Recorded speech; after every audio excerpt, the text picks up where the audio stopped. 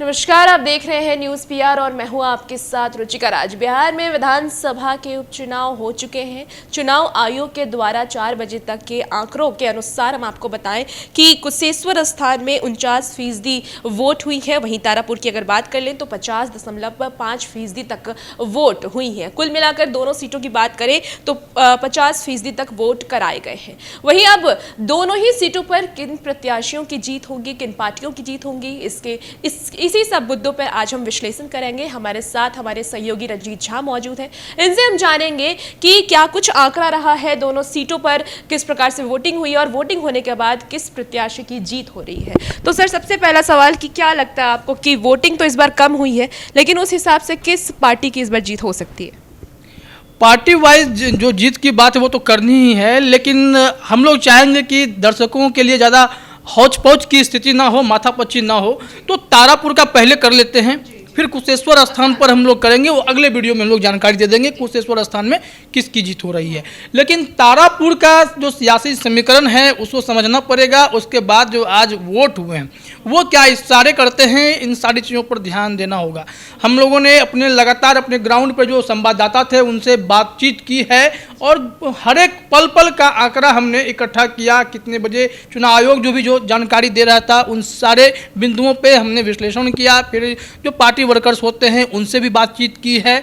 तो तमाम लोगों से बातचीत के बाद जो एक निर्णय निकल करके आया है वो हमारे पास तो ओवरऑल दोनों सीटों का आ गया है। लेकिन जब हम तारापुर की बात करते हैं तो पहले हम बता देते हैं ताकि एक्साइटमेंट बनी रहे कि आखिर जो है जीत किसके झोली में नसीब हो रही है। सबसे पहले आपने ही बताया कि वोटिंग परसेंटेज कम हो गए। अगर हम बात करते हैं तो दोनों जगह अगर देखा जाए, सिर्फ 4 बजे तक का अनुमान लिया जाए तो 5% से अधिक वोट परसेंटेज में गिरावट है, यह कमी हुई है। 5% वोट गिरे हैं। लेकिन एक अच्छी बात यह है जो चुनाव आयोग ने जानकारी दी है, इलेक्शन कमीशन के मुताबिक महिलाओं ने बढ़ चढ़ करके वोट दिया। महिलाओं ने बढ़ चढ़ कर वोट दिया, इसका मतलब यह खुशी जो है वो नीतीश कुमार की तरफ चली जाती है कि नीतीश कुमार का यह मानना है कि महिलाओं ने हमें ही वोट किया होगा। ठीक है, एक पहला यह आंकड़ा मान के चलिए। और हम अगर 5 बजे तक की बात करते हैं कि तो 5 बजे तक में कुशेश्वर स्थान में थोड़े वोट परसेंटेज बढ़ गए थे, 52% पहुंच गए थे। लेकिन जो 4 बजे तक का आंकड़ा है, चूँकि तारापुर नक्सल प्रभावित क्षेत्र है, इस वजह से 4 बजे तक ही वहाँ पर मतदान की प्रक्रिया अपनाई गई थी। तो वहाँ पर जो वोट हुआ वो 49% हुआ। अब इस 49% में अगर हम उसका गणित देखें, जो 2020 में चुनाव हुए थे उसमें लगभग 54.43% जो है वोट पड़े थे, मतलब घट गए और महिलाओं की संख्या बढ़ी। नीतीश कुमार के लिए खुश होने का पहला फैक्टर ये है। उसके बाद अब हम आते हैं वह जातीय गणित पर, जो गणित बताएगा कि तारापुर ने किसे प्यार लुटाया। ठीक है, पहले उम्मीदवार की हम लोग बात करेंगे। जो उम्मीदवार हमारे पास हैं वो राजीव सिंह हैं जदयू से, उसके बाद अरुण कुमार शाह आरजेडी से, राजेश मिश्रा कांग्रेस से, चंदन सिंह लोजपा से, योगी चौपाल जाप से, ये मोटा मोटी मानते हैं। वैसे अगर देखा जाए तो चुनाव आयोग के मुताबिक कुल 17 उम्मीदवार मैदान में थे, दोनों सीटों को मिला करके, जिसमें 2 महिलाएं भी शामिल थीं। और महिलाएं तो आपको स्पष्ट हो जाएगा, अंजू देवी जो खड़ी हुई तो चिराग पासवान के टिकट पर, लोजपा रामविलास। खैर 17 उम्मीदवार में नहीं जा करके जो इम्पोर्टेंट जो फाइट दे सकते हैं दोनों सीटों पर, यही कहा जा रहा है कि एनडीए वर्सेस आरजेडी हो गया। महागठबंधन तो रहा नहीं, तो सब कुछ टूट गया, बिखर गया, सब हो गया। तो ये सिचुएशन क्रिएट हुआ है। अब हम चलते हैं जरा जातीय समीकरण पर। राजीव सिंह जो हैं वो कुशवाहा जाति से आते हैं। अब कुशवाहा और कोयरी बहुल क्षेत्र है तारापुर। अगर तारापुर का इतिहास कहता है कि पिछले 35 सालों से इन्हीं लोगों का दबदबा रहा है, चाहे मेवालाल चौधरी हों या फिर शकुनी चौधरी हों, इन लोगों ने अपना दबदबा बनाए रखा। इन दोनों लोगों के बीच में थोड़ी सी जिच जो थी उसे भी खत्म कर दिया गया। जो जिच यह थी कि सम्राट चौधरी तो बीजेपी में हैं और ऐसी चर्चा थी कि शकुनी चौधरी जो हैं उनके बेटे, दूसरे बेटे रोहित चौधरी जो हैं वह समीकरण खराब कर सकते थे। तो उसको नीतीश कुमार ने एक अच्छे तरीके से समझा बुझा करके जदयू में शामिल करा लिया। तो एक टेंशन खत्म हो गई, शकुनी चौधरी की नाराज़गी खत्म हो गई। भले ही ऑफर उन्हें जो है वो चला गया हो कि जीत का ये एमएलसी बनाने का कोई ऑफर दे दिया गया हो। रोहित चौधरी इस बिना पे जदयू में शामिल हो गए। सम्राट चौधरी तो पहले से गदगद हैं, मंत्री भी हैं, एमएलसी भी हैं, तो हो सकता है वो भी एमएलसी बन जाएंगे, इसमें कोई दिक्कत नहीं है। तो एक समस्या वहीं पे ख़त्म हो जाती है। और बात अब करते हैं कि जो कोयरी कुशवाहा का वोट है वो लगभग हमेशा से इन लोगों को पड़ता रहा है, तो इस बार भी यह माना जा रहा है कि यह पूरा वोट इन्हीं को गया है। इसके साथ ही साथ अब हम बात करते हैं इसमें जो वोटर्स आते हैं, जो माइनॉरिटी के वोट हैं, जो फॉरवर्ड के हैं, और एक वैश्य वोटर। जो वैश्य वोटर हैं वह क्लियर माना जाता है कि हमेशा देश भर में यह वोट बीजेपी को जाता रहा है। लेकिन इस बार आरजेडी ने गेम किया। आरजेडी का गेम बहुत ही ज़बरदस्त है दोनों सीटों पर, कुशेश्वर स्थान में भी और तारापुर में। लेकिन बात अभी हम तारापुर की कर रहे हैं, इसलिए तारापुर की हम बात करते हैं। अरुण शाह ये वैश्य हैं और वैश्य वोट में सेंध लगाने की कोशिश हो गई। तो वैश्य का वोट जो है वो पूरा का पूरा अगर हम कह देंगे कि अरुण शाह को चला गया, ये गलत है। यह वोट बटा है। ये कोयरी कुशवाहा के साथ भी कुछ लोग राजीव सिंह के पास चले गए और राजीव सिंह के लिए जो है यह बातें अच्छी हो गई हैं, वो मजबूत हुए हैं। अब जो लोग थे, जो कांग्रेस के उम्मीदवार राजेश मिश्रा की अगर हम बात करते हैं, फॉरवर्ड का वोट माना जाता है कि मिश्रा हैं तो ब्राह्मण का वोट या सवर्णों का वोट इन्हें मिल सकता था। निर्दलीय पिछली बार किस्मत आजमाए थे, हार गए थे, कांग्रेस से ही टिकट पाना चाहते थे। मदन मोहन झा के साथ बहुत अच्छा संबंध इनका बताया जाता है, बावजूद इसके वो टिकट नहीं दे पाए, चूँकि सारी चीज़ें तो आला कमान तय करती हैं, तो नहीं हो सका था। इस बार कांग्रेस इन्हें टिकट दे दी। लेकिन हुआ क्या कि कांग्रेस ने पूरा समीकरण अपना देख लिया, लालू यादव के साथ ही भविष्य है। क्योंकि लालू यादव लगातार यह दावा करते रह गए पूरे सियासत में कि जैसे ही यह दोनों सीट हम जीत लेंगे और हमारी स्थिति पलट जाएगी और हम सरकार भी पलट देंगे। ये समीकरण बता रहे हैं, क्योंकि महागठबंधन 112 पे पहुंच जाएगा, बाकी कुछ लोगों को तोड़ना होगा, तोड़ करके वो पहुंचा देंगे।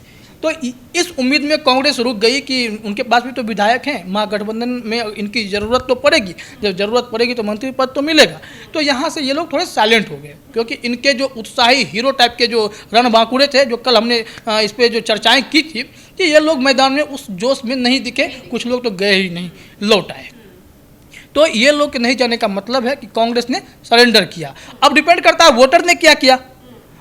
वोटर ने क्या किया, जो ब्राह्मण राजपूत का वोट है। अब देखिए चिराग पासवान की एंट्री कराइए, यहाँ पर चंदन सिंह की एंट्री हो जाती है। चंदन सिंह राजपूत हैं, तो जरूरी है कि राजपूत के साथ कुछ ब्राह्मण भी जाते हैं वोट करने के लिए, और ब्राह्मण कैंडिडेट है तो उसके साथ राजपूत भी जाएंगे। सवर्ण का वोट जो है इधर उधर होगा, तो सवर्ण का वोट यहाँ पे आपस में बढ़ते गया। इसका मतलब है कि पूरा का पूरा इन्हीं को बढ़ जाएगा, गारंटी नहीं है। कुछ वोट राजीव सिंह को भी गया, यानी राजीव सिंह को कोयरी का भी वोट गया, कुशवाहा का भी गया। ये यादव बहुल क्षेत्र भी है, तो यादव पूरा का पूरा राजद को वोट करे, इसकी भी कोई गारंटी इस बार नहीं है। क्योंकि जो मैं अभी ग्राउंड पे पता कर पाया हूँ, राजीव सिंह के संबंध कई वर्गों में बहुत अच्छे हैं। भले वो दबंग प्रवृत्ति के हैं, छवि उनकी है, उनके ऊपर कई आपराधिक मुकदमे दर्ज हैं, लेकिन राजीव सिंह ने, मुझे जो जानकारी मिली कि कुछ सवर्णों ने वोट किया, जो कोयरी कुशवाहा जो इंटैक्ट वोटर्स हैं वो इनके पास गए, यादव का कुछ वोट मिला इन्हें, वैश्य भले ही बट गया अरुण शाह के नाम पर, लेकिन जो है वैश्य ने भी इनको वोट किया। ये सारा समीकरण इनके पास, राजीव सिंह के पास गया। और सबसे बड़ी बात, एनडीए को जो वोट नहीं करते हैं मुसलमान वोट नहीं करते, माइनॉरिटी ने भी इस बार राजीव सिंह के पक्ष में थोड़ा बहुत वोट किया है। और विधानसभा चुनाव में थोड़ा बहुत वोट ही बहुत बड़ी वोट हो जाती है। तो इसमें जो माइनॉरिटी की बात थी कि ये कहेंगे कि डायरेक्टली पूरा लालटेन की ओर भाग गया है, ऐसा नहीं हुआ है। क्योंकि जो जानकारी मिली है उसके मुताबिक जो इस बार के मुखिया जो चुनाव में जीते हैं, ऐसे कई लोग जो अल्पसंख्यक हैं, उन लोगों के बीच जो है राजीव सिंह की पैठ अच्छी है, और इन लोगों ने मतदाताओं को प्रेरित करने का काम किया, और यह वोट थोड़ा सा शिफ्ट होकर के मुसलमानों का राजीव सिंह की तरफ गया। अच्छा, आपने अभी राजीव सिंह की बात की कि इनका पकड़ इनकी अच्छी है, लेकिन ये दबंग भी कहलाते हैं। जैसा कि नेता प्रतिपक्ष ने अपनी भाषण में कहा था कि इनके ऊपर 100 से भी ज़्यादा आपराधिक मामले दर्ज हैं। और अगर हम बात कर ले आरजेडी की, तो आरजेडी के जो प्रत्याशी हैं उनके ऊपर एक भी मामले नहीं दर्ज है अरुण कुमार के ऊपर। तो क्या लगता है कि वहाँ की जो जनता है वो ऐसा चाहेंगे कि उनके जो विधायक बने वो बाहुबली बने? जनता दबंगई को भी बहुत पसंद करने लगी है। अगर ऐसा है तभी तो अनंत सिंह लगातार जीतते आ रहे हैं। तो इसके लिए ये फैक्टर उतना काम नहीं करता। ये फैक्टर सिर्फ आप जनता के ब्रेन में ये डाल सकते हैं कि वो दबंग हैं, बाहुबली हैं, उनके पीछे टैग लग जाएगा। अगर ऐसा था तो आनंद मोहन के बेटे को भी नहीं जीतना चाहिए था। आनंद मोहन क्यों सांसद बन गए, प्रभुनाथ सिंह क्यों जीतते रहे थे, कई से बिहार में दबंग हैं।